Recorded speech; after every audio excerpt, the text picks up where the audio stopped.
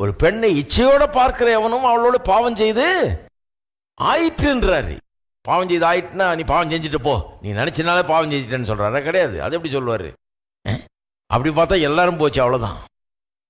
என்ன சொல்றாரு? இச்சையோட பார்க்கும் போதே அதை கட் பண்ணுன்றாரு.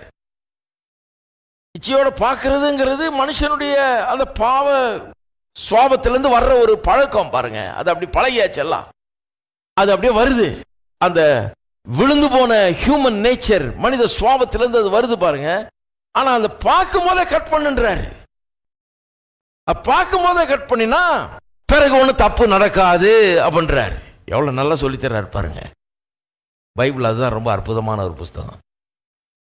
அந்த முதல்ல அதை பார்க்கறதே கட் பண்ண, அப்படி கட் பண்ணினா பிறகு அது நடக்கிறது ரொம்ப கஷ்டங்கிறார். அதுதான் இங்க சொல்லியிருக்குது, இச்சையானது கற்பந்தரித்து.